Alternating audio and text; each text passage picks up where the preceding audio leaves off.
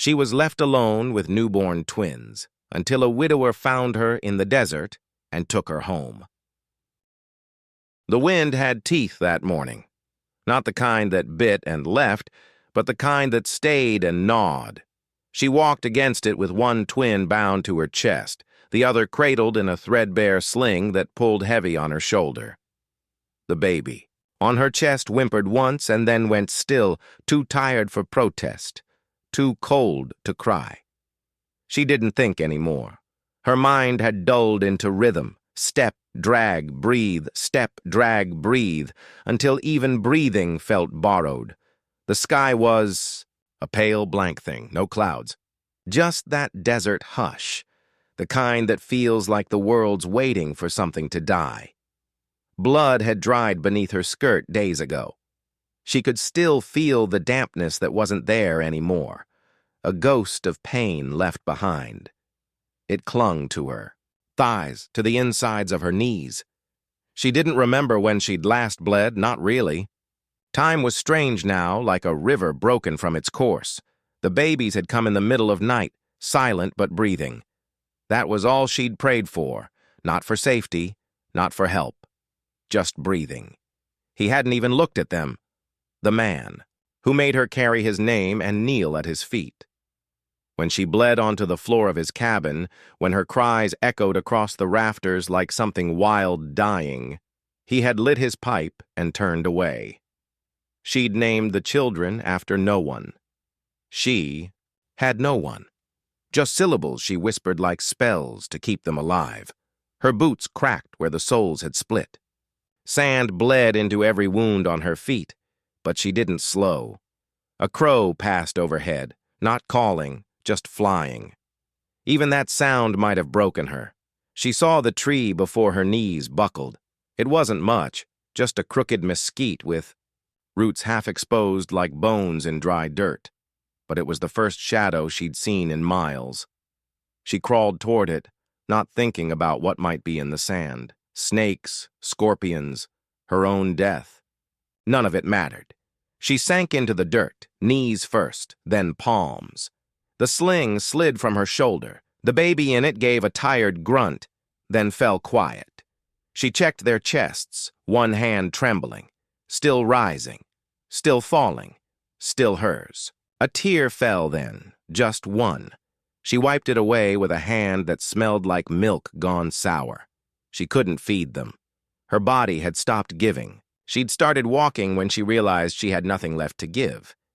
Then the wind changed. She heard it before she saw him. Not the man. His horse. The clink of tack, the dull thud of hooves, the kind of sound that travels far across quiet places. Her first thought was to run. Her second was that she couldn't. The boots stopped near her head. A pause. Then the sound of someone kneeling. She opened her eyes and saw his hand first, broad, calloused, and open. She didn't take it. He didn't ask. He moved slowly, carefully, as if she might vanish if he touched her wrong. He didn't speak. Just checked the baby's first. His. Fingers rough but gentle, pressing to small necks, checking breath. Then he gathered all three of them into his arms like he'd done it before. Like he wasn't afraid of their weight or her silence or the blood crusted into the hem of her dress. The saddle creaked under them. She didn't remember climbing up, just the feel of the horse shifting under her and the way his coat smelled. Dust, leather, sweat, something warm. She passed out against his back, her forehead against his spine, her hands clenched around the twins. The last thing she remembered was the sound of a hum, not a song, just a note held steady like something to fill the air between strangers. When she woke, it was night. The cabin wasn't large. She didn't take it in all at once, just in slivers. The shape of rafters above her, the flicker of firelight, the soft breathing of babies beside her. Clean now, wrapped in a patched wool blanket that didn't belong to her. The man sat near, the hearth, not watching her, just carving. She thought he might speak then, ask her name, ask what happened, ask if she'd come alone. He didn't. The blade in his hand moved with purpose, shaving curls from a piece of pine. His back was straight, not tense, just still, like he'd grown roots into the chair and didn't plan to move unless someone made him. She tried to sit, up. Pain flared through her stomach, dull and deep. She bit down on a cry and forced herself upright anyway. Her skirt had been washed. Not new, not clean, but less red now. It hung over the edge of a chair by the fire, drying in the warmth. Her boots were gone. Her feet were wrapped in something soft. The babies slept. Bellies round, faces slack with peace. He had fed them. He had washed them. He had done all the things the man who made them had refused. She stared at him. He didn't look up. The fire cracked between them. The silence stretched, long. Not cold, just wide. He didn't ask her name. He only said one thing that night. They'll sleep a while. You should, too. Then he went back to carving. She wanted to speak, to ask why he'd helped, to tell him not to expect anything, to promise she'd leave once she could walk again, but her mouth stayed closed. Her throat felt full of sand. She lay back down. She slept hard. When the babies stirred in the early hours, her arms moved without thought. She pulled them close, felt their breath, felt life. She cried. But only a little. Just enough to remind herself she could. The next day, he wasn't in the cabin. The chair was empty, his coat gone, a tin cup still warm on the table. She stepped outside, holding one of the babies against her hip. The morning was pale and quiet. He was splitting wood in the yard, his shirt sleeves rolled, axe steady, his breath turning white in the chill. He looked up once, nodded, and went, back to work. She stayed on the porch. She didn't speak. That afternoon, she found her skirt folded neatly on the porch rail, clean, mended. Not with carelessness, but with tight, careful stitches that took time. The man who had left her bleeding never mended anything. She stared at the stitches like they were a question. She didn't know the answer. That night, when he brought in the wood, she cleared a space by the fire. Not much. Just moved her things, so he wouldn't have to ask. He nodded again, said nothing. She didn't sleep. She sat with the babies, feeding them what her body had, barely begun to give again, watching the man as he carved. He was working on something new now. The wood was small, shaped like wings, maybe a bird. She didn't ask, but she watched. And something deep in her, the place where fear had lived, shifted, like soil after rain. Not safety, not yet, but something like the memory of it. And that was enough, for now. The days came slow after that, like old horses who knew they weren't being driven anymore. Time didn't push in that cabin. It settled. She learned first that he didn't ask questions, not because he was afraid of answers, but because he seemed to understand the weight of silence, the kind that keeps a person stitched together. There were things inside her still raw, like meat too close to the flame. She wasn't ready to speak them aloud, and he never tried to cut them loose. The babies were named Jonah and Eli. She whispered their names to them when she was sure the man wasn't listening. She hadn't meant to lie to him, not really. When he'd asked, she'd given him different names she'd picked from. The wind in panic, and afterward, she didn't know how to take them back. But the babies knew their true names. They cooed when she said them, turned toward her voice. That was enough. He had cleared space for her without ceremony, shifted the rocker closer to the hearth, set out another cup, brought in firewood before she ever had to ask. The cabin didn't have rooms, just corners, one for cooking, one for sleeping, one for tools. His world was ordered, sparse, and worn smooth by use. Everything had a purpose. She began to understand that she had become one of those things he cared for without asking why. Sometimes she caught him watching the children, not like someone assessing them, but like someone who remembered something he couldn't quite reach. He would stare just long enough to feel it, then go back to whatever he was doing, sharpening a blade, mending fence wire, carving shapes into small pieces of pine. There was a rhythm to his days, and he let her find her place inside them without, marking her steps. The third night she cooked. She hadn't meant to. She'd just stirred the pot when he was outside, tasted it, added a pinch of salt. Then another. Then lifted the spoon to her lips and found the flavor wasn't shameful. It was warm. Like she remembered from before things went bad. Before the preacher. Before the burned cabin. Before she'd stopped hoping anyone would ever eat something she made again. He came in and saw the spoon in her hand, nodded once, sat down at the table. That was all. She served him, ate beside him. The babies slept, their bellies round and soft. The quiet between them wasn't heavy.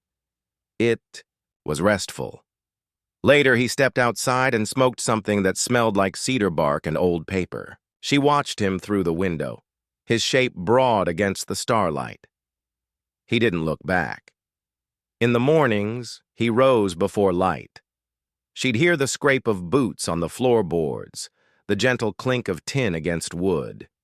He moved like he belonged to the land, quiet, sure, with a kind of gravity that kept everything around him from falling apart. On the fifth day, he brought home a piece of cloth. Blue, faded, but strong. He didn't hand it to her.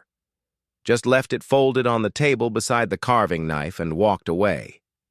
She ran her fingers over it that night, thinking of all the things. She might stitch with it, something warm for the twins, or a wrap for her own cracked hands. Maybe both. She began to notice the things he didn't say, like how his eyes lingered when she bent to pick up Eli, the way his breath caught when Jonah cried in his sleep. There was grief in him, but it wasn't sharp anymore. It had been shaped into something soft and worn, like river stones. One night, while she was washing up, she found a small cradle tucked behind a trunk in the corner, dust-covered but beautiful, handmade, etched with vines and moons, not used in a long time. She cleaned it slowly, as if touching memory. When he came in and saw it beside the hearth, he only looked at it a moment, then at her, then turned away. She didn't ask whose it had been. He didn't say. The babies took to it quickly. They slept longer, deeper. She began to sleep too. Real sleep, not the hunted kind. It was on a Wednesday that she spoke first. The wind had picked up, rattling the window glass with its long breath. He sat at the table, mending a strap with careful hands. She watched him a long time before she said it. "Why didn't you leave me there?" He looked up just for a second, then back down. Didn't seem right. That was all. She wanted to say more, to explain what had happened, where she'd come from, the weight of the man who had broken her.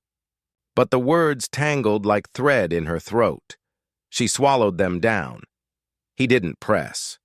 Later he told her where he went each morning, the well, the traps, the lower pasture. One word at a time, dropped like pebbles. Not to draw her in, just so she'd know. So she wouldn't worry. The first time she saw him smile, it wasn't at her. It was at Eli, who had wrapped tiny fingers around his thumb and refused to let go. The man had chuckled under his breath, soft and low. She felt it like a tide under her skin. She began leaving little things where he might find them. A blanket folded tight, a tin polished clean, bread cooling on the sill, cut into even slices. He never said thank you, but he ate everything. Left nothing behind but a crumb or two. That was thanks enough.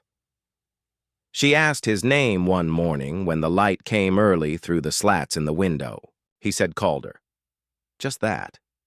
No surname, no history. But the name settled in her chest like warmth. She didn't offer hers. Not yet. The twins started laughing again. It startled her the first time, the sound so loud and bright in the small cabin. It made her flinch. Calder had looked up from his carving and smiled again, just a sliver. It lingered longer this time. One evening, she saw him watching the sky. It had turned gold and violet. He stood with arms crossed, the axe still in his hand, but resting now, not working. "Storm's coming," he said. She nodded, went inside, and began sealing the windows without being asked. By the time the wind rose, the fire was stacked high, and the cabin was tight as a drum. The babies fussed with the pressure change. Calder rocked one while she held the other, and for a moment, they were a shape that made sense. Not like a family, she couldn't call it that, not yet, but something close enough to ache. The storm didn't last long. Just a hard push of wind, some rain that spit against the walls, and then quiet again. She didn't sleep that night. Sat by the fire while Calder carved. He was working on something new. She didn't see what it was, only the shavings that curled at his feet like pale ribbons. "You make things for people?" she asked. He paused. "Used to. You still do." He didn't answer. But the next morning, a small wooden horse sat beside the cradle. Not painted, not fancy. Just right. Jonah grasped it with both hands, drooled on it, slept with it on his chest. She stood by the window and watched Calder hammer new boards into the fence. The sky behind him was clear. There was still a long way to go. Still shadows in her chest, still parts of her that flinched at every footstep, still lies she hadn't undone. But she hadn't run, and he hadn't asked her to. The light shifted slower now, as if even the sun had learned not to rush. Mornings arrived in soft gold through the warped glass, warming the corners of the cabin before waking the people in it. She rose before the babies now. Not always, but often enough to surprise herself. She'd learned the rhythm of the place, the sound of the kettle's first hiss, the thud of Calder's boots on the porch as he returned from checking traps or hauling wood. He never slammed the door. He never moved loud. The cradle, once foreign, now felt like part of the room. The babies slept deeper in it. She'd begun humming to them without realizing. Old songs, wordless tunes passed from women who had learned to love and grieve at the same time. Jonah responded with wide eyes and gummy smiles. Eli liked the low tones best, the ones that lived in her chest. They were different children now, heavier, brighter. Like they'd decided the world was worth trusting again. So had she. A little. Trust didn't come with speeches.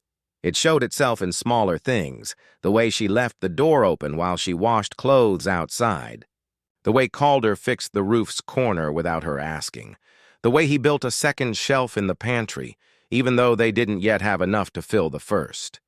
Small actions, not declarations. She started sewing again. The blue cloth he'd brought became 2 little shirts, uneven in sleeve but strong in stitch. She cut with care, not because she was skilled, but because it felt sacred, clothing her boys with her own hands, instead of second-hand rags or stolen swaddles. Calder saw the shirts and said nothing. But that night he whittled 2 buttons, smooth and dark, and left them in a tin by the fire. They didn't speak much, but they knew how to listen.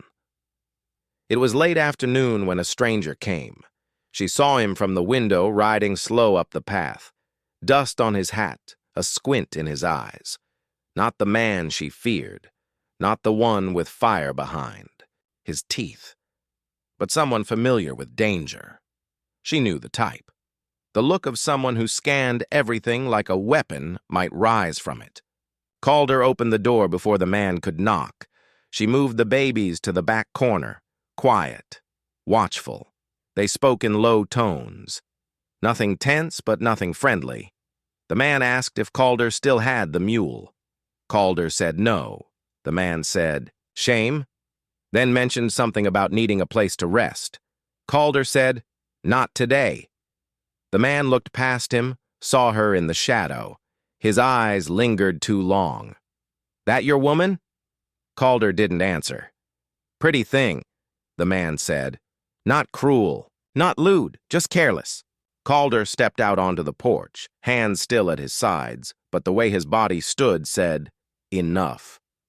The man grinned, tipped his hat, and rode on. When Calder came back in, he didn't explain, just took a cloth and wiped the dust from the doorframe. She didn't ask. But that night, when the babies were asleep and the fire burned low, she said thank you. He looked up from his carving, held her gaze longer than usual, then nodded once. In the days that followed, she thought more about what hadn't been said. The questions Calder never asked.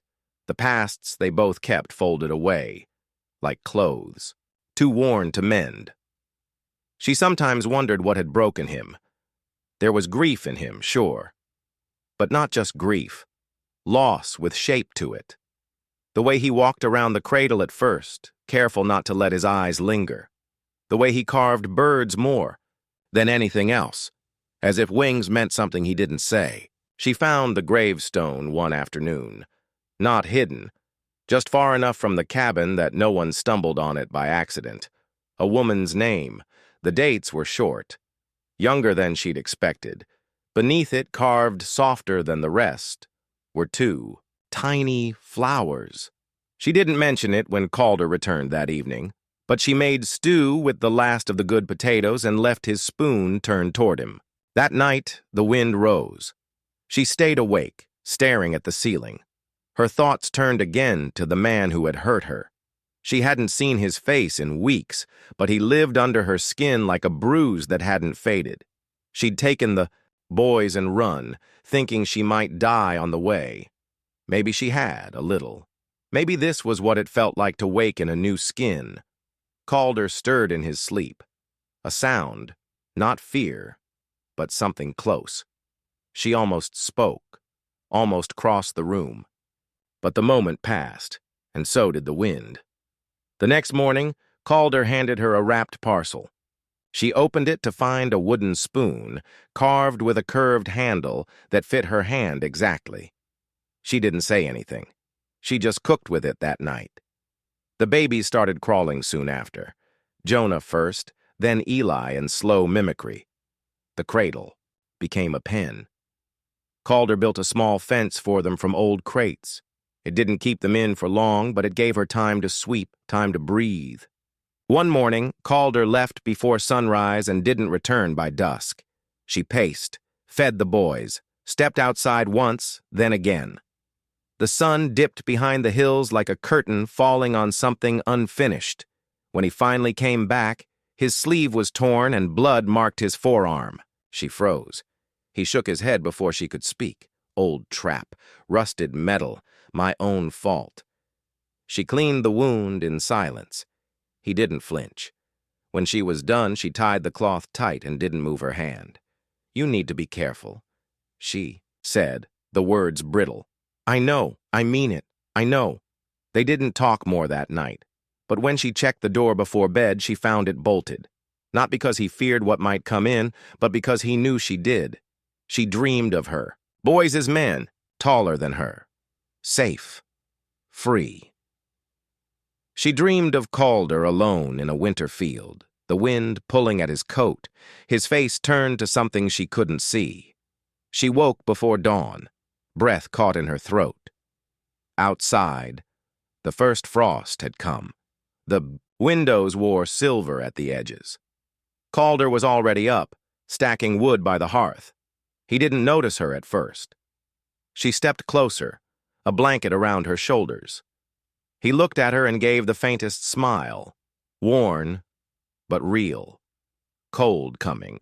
"Fast," he said. "I know," she answered. They stood there a long moment, not touching, not speaking. Then she said, soft but steady, "My name is Marion." It hung in the air like something sacred.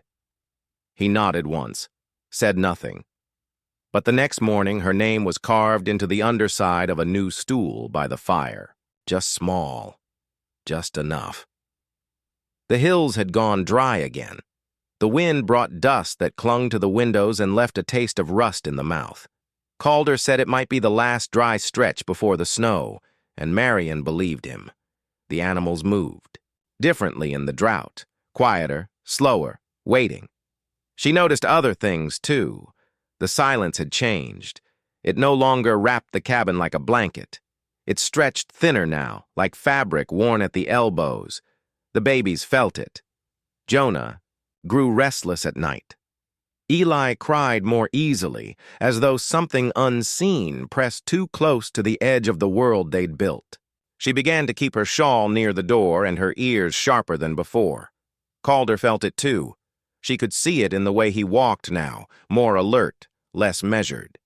He checked the windows before bed, tightened the bolts without speaking. And when he left in the morning, he lingered a little longer, like he wasn't sure what he'd find when he came back. The first sign came in smoke. It didn't rise near the cabin, but far to the west, along the distant ridge where the land cracked into stone and brush. Thin at first, more like haze than fire. But it grew over the day, a black ribbon unraveling into the pale sky. Calder stood on the porch for hours, watching it. His jaw didn't move. His breath came shallow. "Could be someone clearing land," she said quietly behind him. He didn't answer. That night she found the shotgun beside the bed. It hadn't been there before. He didn't mention it, and neither did she. But when she reached out to touch his hand under the blanket, he didn't pull away. The next day, he rode into town. Said he'd be back by nightfall. Took the big horse, not the mule. Wore his hat low and his long coat tight. She packed food into his saddlebag without asking why. She waited on the porch all day. Fed the boys early. Kept the fire going. The smoke on the ridge was gone now, but it had left a weight behind it. The kind of quiet that feels like a question no one dares speak aloud. He didn't return by nightfall. She didn't panic, but she didn't sleep either. She sat by the cradle and listened to the fire crack, to the twins' soft breathing, to the wind pressing like fingers against the windows. He came back near dawn. His face was dusted in ash. Not fresh, not choking, just enough to speak of old fire and bad places. His coat smelled like smoke and whiskey and horses. She opened the door before he knocked. "It's him," he said. Just that. She knew who. The preacher. The man with a belt like a badge and a mouth full of scripture sharpened to cut. She hadn't seen him since the night the cabin burned, since the babies came squalling into the dark and she'd bled alone on the floor, praying for death, but walking instead. He'd told her she was his, sold and sealed by God. But men like that never needed gods, just the fear of them. "He's asking about a woman with twins," Calder said, not sitting down. "He saw you?" "No."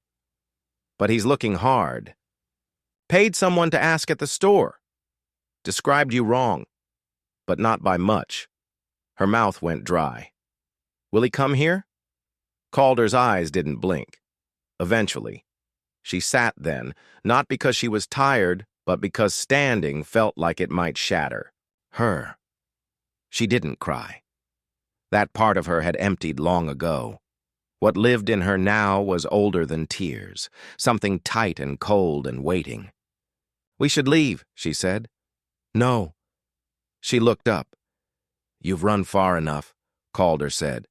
"I don't want the boys hurt. They won't be." He stood there like a wall that didn't know how to fall. His voice didn't rise. His eyes didn't harden. But something in him felt carved in stone, a quiet rage, a steadiness. She recognized it, had seen it once in a woman who stood between a sick child and a man with a whip. That woman hadn't survived, but the child had. "What if he brings others?" she asked. "Let him."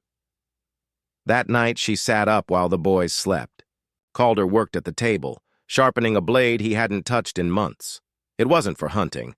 She knew better than to ask where he'd learned such things. His hands moved like memory, not practice. Fast, sure, silent.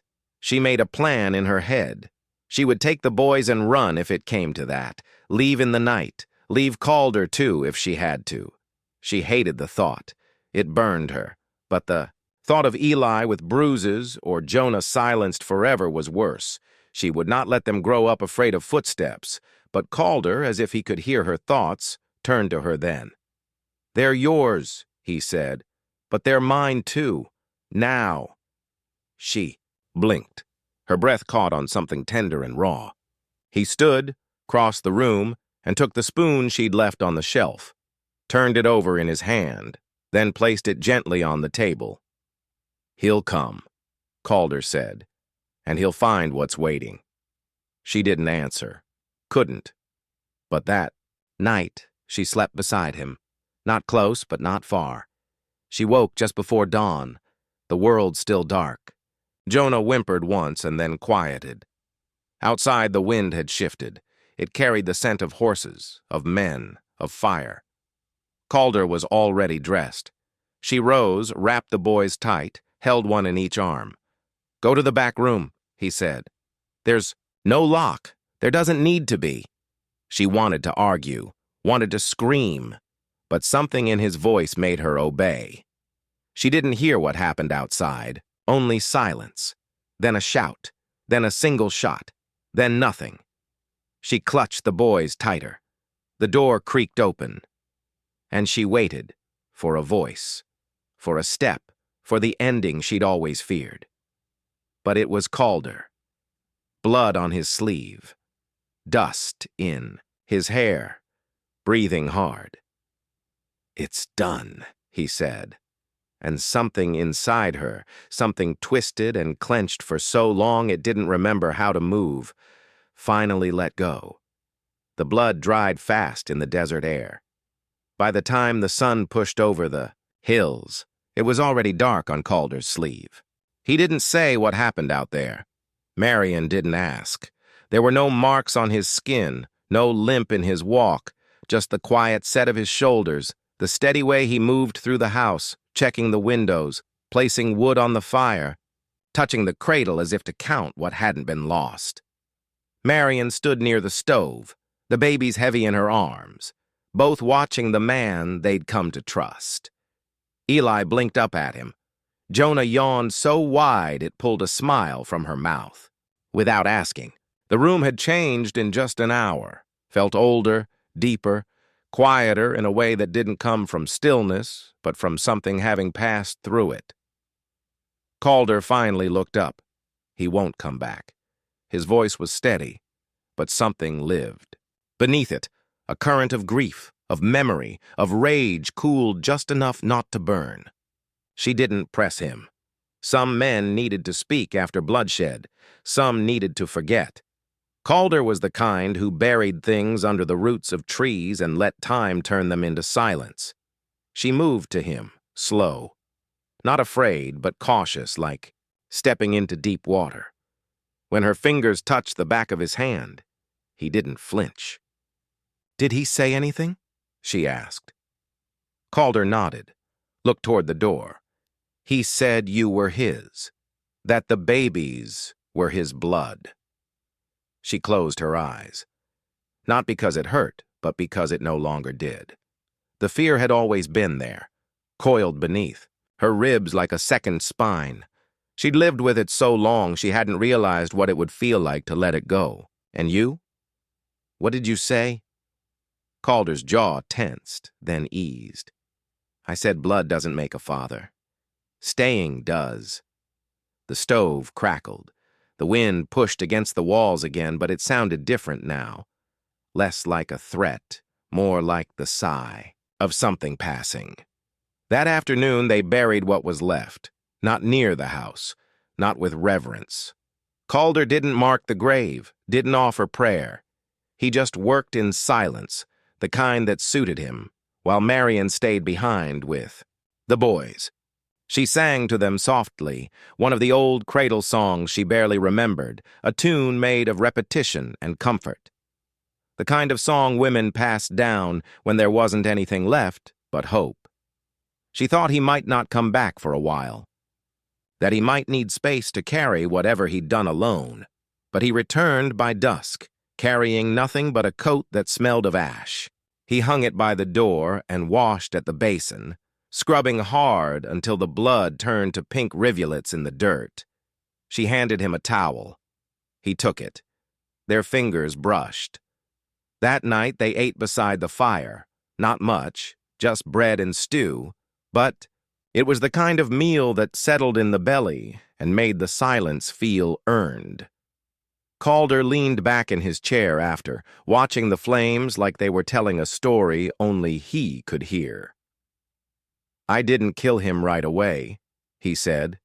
She looked up. He begged first, said he was a man of God, said he'd come to take back what belonged to him. His hands were still, his eyes distant. "I asked if he knew your name. He didn't. I asked if he remembered the color of your hair, or the sound the babies made when they were born. He couldn't answer, so I told him he didn't know what he'd come for." She watched him closely. Every word was chosen, shaped, carried carefully. He reached for his pistol. "I let him." She nodded. Didn't need more. Some endings didn't require retelling. When she rose to clear the dishes, he stood too, took the plates from her hands, set them in the basin without a word. It wasn't about help. It was about standing beside her when the past knocked and not stepping back. The babies slept soundly that night, both curled into the corners of the cradle, their little breaths puffing like feathers. The house felt wrapped in something new, not just peace, but permanence, as though the floorboards had finally accepted the weight of all four of them. In the weeks that followed, the world changed without much ceremony. Calder added a bolt to the back door. She patched the babies' shirts. The snow came late but steady, and they prepared like they'd lived there forever, storing wood, drying meat, filling jars. One morning, Marion stood at the window, holding Jonah against her, hip while Eli played on the floor with a wooden horse. Calder was outside chopping kindling, his breath fogging the air. She watched him work, the rhythm of the axe, the steady rise and fall. There was no fear in her anymore. Just a quiet knowing. This was what safety looked like. Not armor, not walls, but a man who showed up every day and asked nothing. She turned to Jonah and whispered, "You'll be the kind who stays, like him." And maybe that was the first moment she believed they had a future.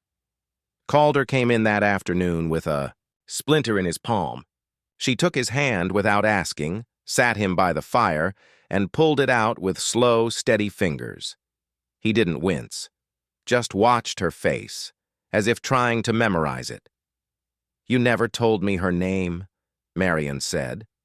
He looked at the hearth, the firelight, painted lines beneath his eyes. "Lena," he said. "She died in the spring, the baby with her." Marion's hands stilled. "I tried to save them both," he added. "But the doctor came too late. Or I called him too late. Doesn't matter now." She wrapped his hand gently. "You remember them, every day. Then it matters." He looked at her, and there was something in his eyes she hadn't seen before. Something open. She didn't know what to do with it, but she let it be. That night, after the babies were asleep, he took a carving from the shelf and handed it to her. It was a bird, like the others. But this one had its wings spread, in flight, not perched, not still. She turned it over in her hands. On the bottom, her name had been carved, and the boys' names, all three, side by side. "This mean we're yours now?" she asked, voice quiet. "It means I'm yours," he said. They didn't kiss, didn't touch, but they stayed by the fire until the embers softened to gray, and neither one reached for the blanket alone. Spring came slow but certain. The babies began to walk. Calder built a fence around the porch, not high, but strong. Marion planted herbs by the steps, even though the earth was still hard. She said they'd grow. She'd seen worse things bloom. One morning, she found a letter folded under her pillow. Calder's writing, slanted, sparse, careful. It said, "Only this. You saved them. And me." She pressed it to her chest, then tucked it into the pocket of her apron. She didn't cry. Not then. But the next day, when she found two tiny wooden birds on the windowsill, carved to look like they were watching each other, she did. That night, Calder came to bed and reached for her hand in the dark. She didn't pull away. And in the morning, when the babies laughed together in the sun, when the wind smelled of thawing earth, and the world was soft again, Marion stepped outside, barefoot, hair down, and whispered into the sky. We stayed, and the light stayed too.